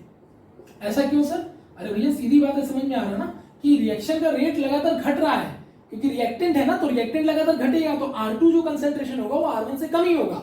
तो अगर R2 का कंसेंट्रेशन R1 से कम होगा, है ना, concentration of R2 less than concentration of R1, तो भैया तुमने छोटे वाले से बड़े वाले को माइनस किया है ना, तो तुमने छोटे वाले से बड़े वाले को अगर तुमने माइनस किया और ये कंसेंट्रेशन फॉर्मेट है तो डेल लगा, ये ब्रैकेट लगा देंगे विच इज एक्टिव मास। तो बताओ R2 माइनस R1, तो छोटे से बड़े को माइनस करोगे तो आंसर क्या आएगा? नेगेटिव आ जाएगा। तो इसका मतलब ये हो गया कि हम माइनस लगा रहे, देखना ध्यान से, minus R2 minus R1 upon T2 minus T1। तो बताओ माइनस माइनस क्या हो जाएगा? प्लस, और ये आ जाएगा del R upon del T. You can see now. तो आपका रेट कैसा आ गया? एक्चुअली तो आ रहा है पॉजिटिव ही ना यार, क्योंकि स्पीड कभी पॉजिटिव नहीं, नेगेटिव नहीं हो सकता।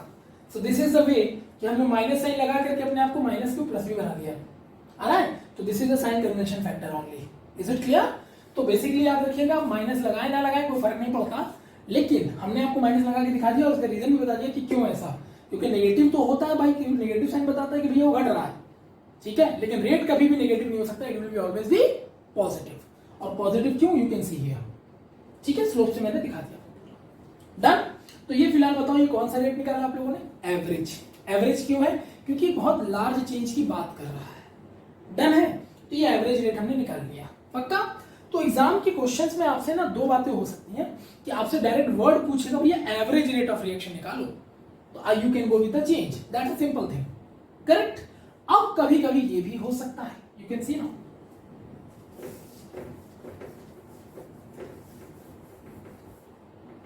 देखो भाई, है ना, ये हमने एवरेज रेट निकाल लिया सर, करेक्ट है ना?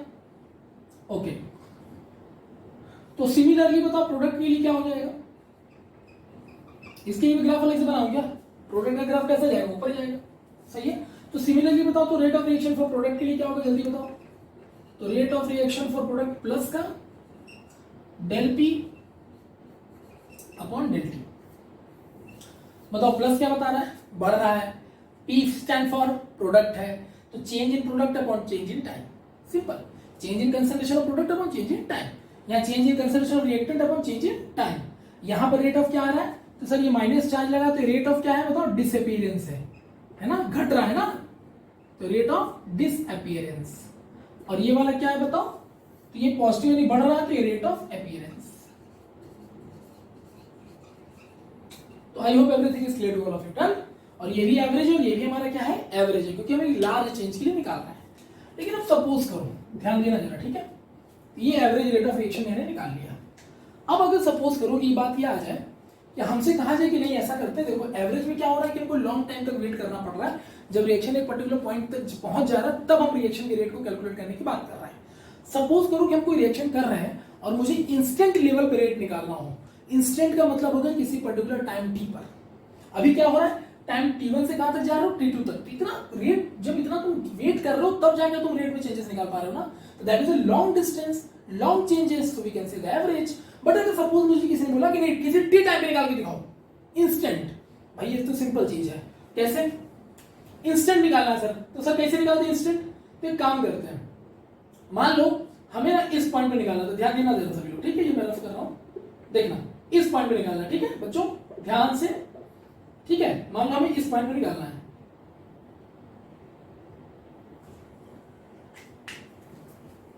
देखो हमें इस पॉइंट पे निकालना है, तो इस पॉइंट पर जो टाइम होगा वो टाइम मान लेते टी है, ठीक है।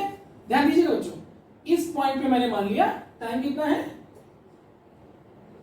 टी है, ठीक है। तो हमें जो निकालना है इस टाइम टी पर निकालना है, ठीक है बच्चों। तो इस टाइम टी पर निकालना है, तो टी टाइम पर ये पॉइंट आ रहा है केवल, मतलब हमें केवल इस पॉइंट पे बताओ कि तुम्हारा रेट ऑफ रिएक्शन क्या है, लॉन्ग चेंज की बात नहीं करना है। तो बताओ तो जरा इस टी पॉइंट पर अगर हमें निकालना है तो यहां पर हमें टेंजेंट ड्रॉ कर देंगे, सही है। अब अगर मैं टेंजेंट यहाँ पे ड्रॉ कर रहा हूं तो इस पर्टिकुलर पॉइंट पर टेंजेंट के लिए हम क्या निकाल देंगे, इसका बताओ, स्लोप निकाल देंगे। तो इस पर्टिकुलर पॉइंट पे जो स्लोप आएगा वो कितना आएगा बताओ। तो all of you know that slope क्या होता है, y में चला गया डिस्टेंस अपॉन x में चला गया distance, all of you know that. But the problem is that कि बहुत ही स्मॉल चेंजेस है sir, it is very very small change. तो बहुत ही स्मॉल चेंज होगा तो इसका स्लोप कितना आ जाएगा बताओ भाई। तो हमें लगता है कि जब स्लोप यहां निकालने की बारी आएगी तो टाइम भी तो आपका t है केवल, that is a very very minute time interval. तो इसका मतलब स्लोप इसका आ जाएगा dr अपॉन dt, यही कह लो dr upon delta tends to 0। देखो तो जरा चेक करो तो सर इतना छोटा चीज काहे लिए हो, अरे इतने छोटे पॉइंट पर है, बहुत स्मॉल पर्टिकुलर पॉइंट कंसंट्रेशन पे आपको निकालना और बहुत ही छोटे छोटे छोटे छोटे कैलकुलेशन के लिए डिफरेंशिएशन करते हैं, आपको पता होगा 12th में आ चुके हैं। तो बहुत स्मॉल कैलकुलेशन है चेंज, यानी यहां पर जो आप देख रहे हो इस पॉइंट पे change in concentration is very small and for very small we can use the differentiation term. So just I take the d stand for differentiation term। और डेल्टा टेन टू 0 का मतलब क्या है कि जो टाइम है तुम्हारा ये अप्रोक्सीमेटली 0 को क्या कर रहा है, अप्रोच कर रहा है, क्योंकि बहुत टाइम छोटा है। तो मैं मान सकता हूं कि डेल्टा टी यानी जो चेंज इन टेम्परेचर तुम्हारा यहां हुआ करता था delta T, it will B changes into the small fraction of time that will be the 0। तो 0 तो एग्जैक्ट नहीं होगा क्योंकि 0 होगा तो तुम्हारा रेट इनफाइनाइट हो जाएगा। तो ऐसे में डेल्टा अप्रोच कर रहा है 0 का मतलब 0 से कुछ पॉइंट कम, यानी that is a fractional time या बहुत 0.115 second, 0.2 second, 0.3 second like that. तो very small time interval here, so I can take, so slope तुम्हारा क्या है, तो ये हो गया रेट। तो रेट ऑफ रिएक्शन यहां पर आ गया, क्या आ गया बताओ, dr upon dt। Okay, delta tends to 0, that means the time is very small, so I can again utilize the differentiation term to calculate the time for the very small calculation। and again it is a rate negative। why it is a negative sir, because ये reaction की बात हो रही है, क्योंकि जो graph तुम्हारा बना वो रिएक्टेंट का बना है और रिएक्टेंट घट रहा है तो रेट ऑफ डिसअपीयरेंस हो रहा है, घटना मतलब माइनस का चार्ज। तो अब ये जो तुम्हारा रेट ऑफ रिएक्शन आया ना बच्चों, ये आया इंस्टेंट रेट। क्या है बताओ, इंस्टेंट रेट ऑफ रिएक्शन आया। इंस्टेंट इसलिए क्योंकि आपने एक पर्टिकुलर टाइम टी पर ये कैलकुलेट कर डाला है, जो कि बहुत ही स्मॉल टाइम इंटरवल है, और जो चेंजेस वहां पर आप देख रहे हो कंसंट्रेशन को, वो भी बहुत स्मॉल है। ठीक है बच्चों, so this is the way to define all this things, correct. तो बेसिकली अगर देखा जाए तो हमें दो तरह की चीजों से फायदा होगा इस चैप्टर में। या तो हम एवरेज निकाल लें, वेयर हम जहां पर वेट करेंगे एक लॉन्ग टाइम के लिए, जब देखेंगे कि रिएक्शन कंप्लीशन हो गया इस टाइम इंटरवल पे, तो हम उसका एवरेज निकाल लेंगे, क्योंकि बीच रास्ते में क्या क्या रिएक्शन के साथ हुआ होगा I don't know about that, तो एवरेज ही निकल सकता है। लेकिन अगर हम रेट ऑफ रिएक्शन इंस्टेंट निकाल रहे हैं, मतलब किसी भी पर्टिकुलर टी टाइम पे पकड़ लिया, बोला बताओ इसमें रेट कितना है, तो ऑन द स्पॉट अगर हम निकालना है तो उसमें जो भी चेंजेस होंगे बहुत छोटे होंगे, टाइम भी बहुत स्मॉल होगा, तो डिफरेंशिएशन टर्म का यूज कर देंगे। That's a simple thing. Okay, correct. और बताओ क्या इंस्टेंट रेट निकालना सही नहीं है? बिल्कुल सही है, और हम इसी को चाहते भी हैं। रीजन क्या है पता तुमको? कोई रिएक्शन हो रहा है, अब मैं वेट कर रहा हूं कि यार रिएक्शन कंप्लीट होगा, लेकिन अगर उस रिएक्शन का मुझे नेचर पता करना है, तो हमको अगर पूरा रिएक्शन कंप्लीट होगा तब ना, तो हम नेचर नहीं पता कर पाएंगे, क्योंकि रिएक्शन तो कंप्लीट हो गया, भले टाइम ज्यादा ले, रिएक्शन तो कंप्लीट हो गया ना, लेकिन हमें रिएक्शन का नेचर पता करना है कि यार इस पोजीशन पे रिएक्शन करके कैसे बिहेव कर रहा है, तो इंस्टेंट हमारे काम आएगा, है ना। और इंस्टेंट से हम ये अंदाजा लगा लेते हैं कि रिएक्शन आगे कैसे बिहेव करेगा, क्या करेगा, सब कुछ पता चल जाएगा। तो एवरेज का मतलब है कि आप पूरे रिएक्शन के कंप्लीशन का वेट करते हो, जाके आप रिएक्शन के कंडीशन या उसकी प्रॉपर्टीज को डिफाइन नहीं कर पाओगे प्रॉपर लेवल पे। लेकिन अगर आपके रिएक्शन को प्रॉपर्टी को डिफाइन करना किसी पर्टिकुलर इंस्टेंट टाइम पर, किसी पर्टिकुलर इंस्टेंट पोजीशन पे, तो इंस्टेंट हमारे लिए ये बता देगा कि उस टाइम पर वो रिएक्शन कैसा बिहेव कर रहा है। इससे आइडिया लग जाएगा कि आगे जाके वो रिएक्शन बिहेव अगर करेगा तो कैसे करेगा। करेक्ट है। और यही इंस्टेंट रेट जो होता है, यही हमारी मैकेनिज्म को जस्टिफाई करता है कि भाई रिएक्शन किस तरह से प्रोसीड कर सकता है। करेक्ट है। आप अपने करियर से इसको जोड़ के देखिए तो भी आपको समझ में आ जाएगा कि जैसे सपोज करिए कि आपके पेरेंट्स ने आपको किसी कोचिंग सेंटर या मान लो यूट्यूब चैनल हमारा आपने ज्वाइन कर लिया और आप पढ़ना शुरू कर दिए, ठीक है। अब मैं ये कभी नहीं कहूंगा बच्चों सब छोड़ दो, पढ़ते रहो, मैं फाइनल तुम्हारा एग्जाम, ये पापा तुम्हारे बोलेंगे बेटा कि तुम पढ़ाई करो, एग्जाम मत देना, सीधे फाइनल आईआईटी का एग्जाम देना, नीट का एग्जाम देना। It is accurateable? नो। ये एवरेज होगा कि हम वेट कर रहे हैं कि अच्छा तुम्हारा नीट का और आईआईटी का पेपर हम तब बताएंगे, ठीक है, पिताजी झंडा लेके खड़े कि बेटा तुमको तब बताएंगे। ना ना ना ना ना, हम लोग क्या करते हैं, हम लोग बीच में फेस टेस्ट कर देते हैं, कुछ टेस्ट ले लेते हैं आपके एग्जाम्स के, कुछ रैंडम टेस्ट होते रहते हैं। इससे क्या होता है ये जो रैंडम टेस्ट होते हैं ना आपके स्कूल या कोचिंग या हम जैसे लेंगे, तो उसमें हमें ये पता चलेगा कि एट द मोमेंट आप कैसे परफॉर्म कर रहे हो, और एट द मोमेंट आप जैसे परफॉर्म करो उससे मुझे आइडिया लग जाएगा कि आपका सिलेक्शन होने वाला है या नहीं होने वाला है, कितनी मेहनत करनी पड़ेगी, कितनी मेहनत नहीं करनी पड़ेगी। सो इसका मतलब है कि इंस्टेंट का बहुत ज्यादा यूज हमारे एग्जाम पेपर में है, करेक्ट। तो एवरेज का मतलब ये है कि हम पढ़ाई करना शुरू कर दी, मुझे खुद नहीं पता, हम सीधे ये चेक कर रहे हैं अरे एग्जाम होगा तब देखेंगे मेरा सिलेक्शन होता है कि होता नहीं।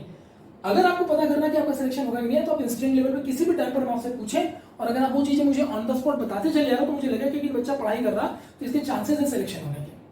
तो इसलिए इंस्टेंट मैटर करता है, ठीक है।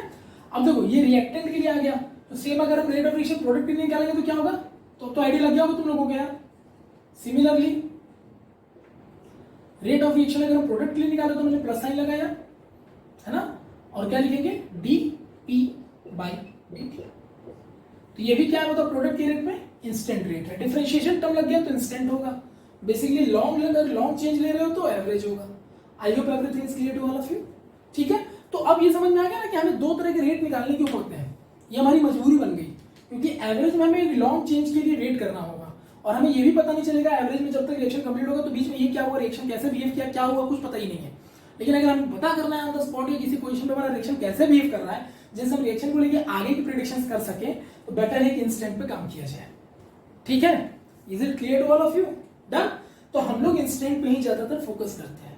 फिर हमें पता है कोई इंसान बहुत अच्छा है, हमें पता करना, तो इंस्टेंटली उसका एक कोई ना कोई हम ऐसा एग्जामिन कर लेंगे जिससे मुझे पता चल जाएगा इंसान कैसा है ना। ऐसे थोड़ी ना था कि एवरेज नहीं है, इंसान बहुत अच्छा है, इसको देखते कुछ अच्छा काम करके दिखाएगा तो अच्छा। इंस्टेंट पता करिए किसी भी चीज को लेके। आई होप एवरीथिंग इज क्लियर, ठीक है। इसलिए तो स्कूल वालों ने कोचिंग वालों ने क्या बना दिया, surprise test. What is the meaning of surprise, किसी भी दिन कोई टेस्ट ले लिया। अब अगर आप पढ़ रहे होगे तो आप उस एग्जाम उस पेपर का रिजल्ट आप अच्छा लाओगे। तो ये इंस्टेंट जो टेस्ट होते हैं ना वो आपके पता करते हैं कैपेबिलिटी को कि भैया आप कितना अच्छा पढ़ रहे हो और आगे आप क्या कर सकते हो लाइफ में, ठीक है। और यही अगर इन्हीं रैंडम टेस्ट में अगर आप परफॉर्म नहीं करते हो, हम लोग क्लियर हो जाते हैं कि भैया तुम्हारा सिलेक्शन ना होने वाला है, तुम कुछ भी कर लो, समझ लो ना। तो this is the way to all this things. B Tech में सेमेस्टर निकालने के लिए हम लोग इंस्टेंट पढ़ाई करते थे, कभी भी सेमेस्टर में पूरे साल नहीं पढ़े। कब पढ़े, पता चला 2 दिन बाद पेपर, आज से शुरू कर दिया पढ़ना, हाँ भाई पढ़ाई खत्म करो, दैट्स द थिंग। तो बीटेक था, लेकिन बीटेक में भी आपको पता है कि अगर इस तरह की पढ़ाई करते हो, भले जो पिक्चरों में दिखाता है ये सब दिखाते हैं, ये सब चीजें नेगेटिव में गलत है, क्योंकि आपको पढ़ना पड़ता है बीटेक के सेमेस्टर में। नहीं तो आपका जो सीजीपी अगर इतना वीक आ गया ना, तो सिलेक्शन या कैंपस सिलेक्शन में आपको बहुत प्रॉब्लम आने वाली है, क्योंकि कई ऐसी कंपनियां जो क्लियर बता देती कि इतने से कम सीजीपी हो गए तो आप नहीं बैठ सकते वहां पर कैंपस में। So that is the reason कि जो आप समझ रहे हो वो इंस्टेंट आपके लिए लाइफ में रेट जो है बहुत मैटर करता है, ठीक है। तो और बेसिकली हम किसी भी चीज को इंस्टेंटली देख के बता सकते हैं कि आगे का उसका फ्यूचर क्या है, इसीलिए इंस्टेंट रेट का मैटर ज्यादा हो जाता है और एवरेज का कम हो जाता है।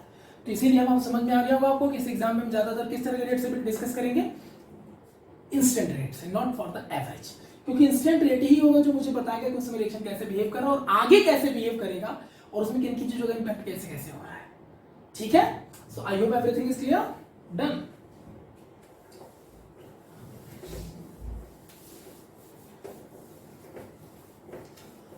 हाँ भाई हो, आप इसको कहीं भी लगा के देख लो, ठीक है। आजकल लोगों का दिल बहुत टूटता है ना। तुम्हारे एक निब्बा निब्बी बहुत प्यार करते थे, ठीक है। तो निब्बी ने बोला बाबू मैं आपसे बहुत प्यार करती हूँ, ठीक है। तो वो एवरेज हो गया, करती कि नहीं करती पता क्या है, एवरेज रेट निकालेंगे क्या बैठ करके कि तुम्हारा वेट करेंगे कि तुम मेरे से प्यार कब करती हो, क्या नहीं करती हो। हम क्या करेंगे, इंस्टेंट चेक करेंगे ऑन द स्पॉट, उसको कुछ ऐसी चीजें बोलेंगे, ऐसी चीजें करेंगे जिससे मुझे पता चल जाएगा कि एक्चुअली मेरे को सपोर्ट करती है या नहीं करती। सबसे आसान तरीका क्या पता है, बाबू मैं तुमसे बहुत प्यार करती हूँ, ओके 24 घंटे बीतने दो, उसके बाद बोलो सुनो ना पैसे की जरूरत है हमको दे सकती, थोड़ा सा बहुत अर्जेंट है 2 दिन में ले लेना, उसका प्यार गायब हो जाएगा। इससे क्या पता चला कि जो आगे की बातें कर रहे थे वो आपके साथ 24 घंटे भी नहीं टिक सकते। समझ में आ रहा है, दैट्स अ सिंपल थिंग। तो बहुत आसान है, आप लाइफ में किसी भी चीज की इंस्टेंट चीजों को कैलकुलेट करके, इंस्टेंट चीजों को डिफाइन करके आप किसी भी इंसान के आगे होने वाले कॉन्सेप्ट को आराम से समझ सकते हो कि इंसान है कैसा। किसी इंसान को अगर आप ये बोलो नहीं मैं बहुत ही अच्छा हूं, बहुत ईमानदार हूं, वो एवरेज बात कर रहा है, बीच में जाके क्या हो जाएगा कौन जानता है। इंस्टेंट पता करो ना, समझ में आ जाएगा कि ईमानदारी की चोर है, ठीक। तो आई होप कि आपको समझ में आ गया होगा कि एवरेज और इंस्टेंट में क्या फर्क होता है, ठीक है। अब मान लो किसी भी मैच में बुमराह ने सेंचुरी मार दी सपोज करो, तो इसका ये मतलब नहीं कि बुमराह जो हो गया वर्ल्ड टाइम बहुत बेस्ट बैट्समैन हो गया, नो नहीं, गलत। इंस्टेंट से आप किसी की लाइफ का अंदाजा लगा सकते हो, लेकिन वो कभी उसकी लाइफ को जस्टिफिकेशन करना है, अगर उसको समझना है तो इंस्टेंटली समझो। बात समझ लो ना आप लोग मेरी? इंस्टेंट का मतलब क्या होता है? किसी भी पॉइंट पर उसको क्रॉस चेक कर देना, ठीक है। चलिए, तो ये आपको समझ में आ गया कि हम लोग एवरेज रेट और इंस्टेंट रेट क्यों पढ़ते हैं, और ज्यादातर हम किस पर फोकस करने वाले हैं? इंस्टेंट रेट पर, ठीक है बच्चों। ओके, सो एवरेज रेट क्या होता है, इंस्टेंट रेट क्या होता है, हम समझ गए। क्योंकि इंस्टेंट में क्या होता है, बहुत ही स्मॉल टाइम इंटरवल के लिए रेट निकाल रहे हो तो वहां डिफरेंशिएशन टर्म का यूज करेंगे, बाकी नॉर्मल एवरेज में तो डेल्टा लगाते ही, वो तो पता ही, ठीक है। तो सर अगर मान लो हमें रेट ऑफ रिएक्शन है, तो हमारे पास अब दो तरह की चीजें आ गई रेट ऑफ रिएक्शन पे। अगर मैं ऐसे लिख रहा हूं minus del R upon D T, oh shit, del T, और plus del P upon del T, तो सर ये बात हो रही है एवरेज की। सर दोनों को बराबर क्यों लिखा? शुरू में बताया था, रिएक्टेंट में जितना डिक्रीमेंट होगा प्रोडक्ट में उतना इंक्रीमेंट होगा, सिंपल फंडा है यार, ठीक है। और अगर इंस्टेंट लिखना है तो ये मैंने लिखा है एवरेज। अगर मुझे इंस्टेंट लिखना बच्चों तो मैं लिखूंगा minus D R upon T T, और प्रोडक्ट की plus D R upon T T. सही है यहां तक बच्चों? ठीक है। देखो इस तरह से जब आप रिएक्शन को रिप्रेजेंट करना शुरू करते हो ना, इस तरीके से रिएक्टेंट के साथ प्रोडक्ट को कंपेयर करके शुरू करते हो करना, तो इसी को कहा जाता है एक्सप्रेशन ऑफ रेट। क्या कहा जाता है बच्चों? Expression of rate. मतलब किसी भी रिएक्शन के रेट को कैसे एक्सप्रेस किया जाए, ये वो तरीका है। और ये एक्सप्रेशन हमें बता रहा है कि भैया तुम एवरेज कब देख रहे हो और इंस्टेंट कब देख रहे हो। आई hope everything is clear. Suppose अगर आपसे कोई बोलते कि भैया रेट ऑफ रिएक्शन का यूनिट निकाल दो, इसका यूनिट क्या होगा, तो बच्चों हमें लगता है आप खुद निकाल सकते हो, तो चाहे एवरेज हो चाहे कोई भी हो, यूनिट तो वही रहेगा ना। जैसे मान लो ये क्या है, तो सर ये तो कंसंट्रेशन है, करेक्ट। कंसंट्रेशन क्या होता है? मोल पर लीटर होता है। अब तुम चाहे वो रिएक्टेंट का लो चाहे प्रोडक्ट का लो, है तो कंसंट्रेशन ही ना यार। और नीचे टाइम है, क्या है? टाइम है। तो टाइम को अगर मान लो सेकंड में ले लें, किस में ले लें? सेकंड में ले लें, तो क्या यूनिट आ जाएगा बताओ बच्चों इसका? तो इस केस में आपका यूनिट आ जाएगा, चाहे प्रोडक्ट के लिए ले लो चाहे रिएक्टेंट के लिए, तो मोल पर यूनिट आ गया, मोल पर लीटर पर सेकंड। आप मिनट भी ले सकते हो अगर एसआई प्रॉपर्टी में जाना चाहते हो स्टैंडर्ड में, ठीक है ना। तो इसको क्या लिख सकते हैं बच्चों? लिख सकते हैं मोल लीटर इनवर्स सेकंड या फिर minute inverse, mole litre inverse minute inverse. I hope बच्चों क्लियर सभी को ये, ठीक है। तो बहुत आसान है। तो सर क्या इंस्टेंट में भी वही होगा? अरे क्यों नहीं होगा यार, भले ही छोटा चेंज हो रहा है लेकिन है तो कंसंट्रेशन का ही चेंज। तो कंसंट्रेशन तो यहां पर भी मोल पर लीटर ही होने वाला है यार। कंसंट्रेशन छोटा या बड़ा कुछ भी यूनिट तो वही रहने वाला है। और टाइम यहां पर भी बच्चे कितना भी छोटा हो, सेकंड या मिनट ही लेंगे हम यहाँ पे, तो same unit is there also. तो यानी बताइए रेट ऑफ रिएक्शन का यूनिट हमेशा क्या होने वाला है किसी भी तरह की रिएक्शन के लिए, चाहे एवरेज हो चाहे इंस्टेंट हो, तो यूनिट होने वाला mole litre inverse second inverse. I hope everything is clear. If you go with the minute then mole litre inverse minute inverse. Done. तो लो भाई, आपका एक्सप्रेशन ऑफ रेट भी क्लियर हो गया और रेट का यूनिट भी क्लियर हो गया, एवरेज रेट भी क्लियर हो गया और इंस्टेंट रेट भी क्लियर हो गया। आई होप एवरीथिंग इज क्लियर, ठीक है। ओके, देखिए मैं बहुत आराम से इसलिए पढ़ा रहा हूं कि हर तरह के बच्चों को ये लेक्चर समझ में आए, ठीक है। क्योंकि मैं मान के चल रहा हूं कि भाई कोई भी बच्चा जब यहां आ रहा है पढ़ने, तो ये सोच के नहीं कि सर इतना तो मेरे को आता है, ऐसा नहीं होता ना, ठीक है। तो इसलिए बहुत बेसिक लेवल पे आपको उठा के चला रहा हूं। न्यूमेरिकल्स भी साथ में करते चलेंगे, अलग अलग तरह के अलग अलग जोन के, ठीक है। तो देखो जैसे मान लो एक रिएक्शन दिया गया आपको, N1 mole of A, N2 mole of B gives M1 mole of C, M2 mole of D, ठीक है, दिया गया और बोला गया इसका एक्सप्रेशन ऑफ रेट निकालो। इसका एक्सप्रेशन ऑफ रेट का मतलब क्या हुआ कि इसके रेट को एक्सप्रेस कर दो यार। कैसे रेट एक्सप्रेस करेंगे इस रिएक्शन का, कर दो। अब हम सोच पड़ेंगे कि इंस्टेंट करेंगे कि एवरेज, तो मैंने क्या बताया आपको इतनी देर से, इंस्टेंट हमारे लिए बहुत इंपॉर्टेंट है। हम सारा काम इंस्टेंट भी करना पसंद करेंगे, एवरेज में करना होगा तो एवरेज में कर देंगे। तो चलो करके देखते हैं। क्या बताया था मैंने? रिएक्टेंट जितना घटेगा प्रोडक्ट उतना बढ़ेगा। तो जितना ये घटेगा उतना ही वो बढ़ेगा ना, अगर उसे बाहर से कुछ मिलाया ना जाए तो इसका मतलब दोनों कंपैरेटिबल है, तो यू कैन कंपेयर इट। तो ये घट रहा है तो अगर एवरेज फॉर्मूला लिखोगे बच्चों तो क्या लिखोगे, change in concentration of A upon total taken time minus का, यहां बच्चों क्या लिखोगे, change in concentration of B upon total taken time minus का, बेटा प्रोडक्ट में क्या लिखोगे बच्चों, प्लस का change in concentration of C upon total taken time, और यहां प्लस में क्या लिखोगे बच्चों, change in concentration of D upon total taken time. तो ये सर डेल्टा डेल्टा लगाए तो एवरेज वाला है, करेक्ट। अब यही अगर हम रेट में लेना चाहें, इंस्टेंट में लेना चाहें तो क्या लिखेंगे बच्चों बताओ, तो minus D A upon D T minus D B upon D T plus D C upon D T plus D D upon D T. I hope everything is clear. तो चाहे एवरेज में बोले चाहे इंस्टेंट में बोले, you can do that, लेकिन maximum cases में हमको हमेशा केस में करना है, इंस्टेंट में करना है। अब इसमें एक चीज ये होती है एक्सप्रेशन करते समय कि सर हमने ये लिख तो दिया, लेकिन सर ये जो लगे स्टोइकियोमेट्रिक कोएफिशिएंट, ये क्या लगे बच्चों, स्टोइकियोमेट्रिक कोएफिशिएंट, इनको बोलते हैं स्टोइकियोमेट्रिक कोएफिशिएंट, ठीक है। तो ये जो स्टोइकियोमेट्रिक कोएफिशिएंट है, ये रिएक्शन के लिए बहुत मैटर करते हैं, है ना, क्योंकि ये बता रहा है कि n1 मोल ऑफ ए, यानी ए के इतने मोल तुमने लिए रिएक्शन करने के लिए, that will be the very important thing.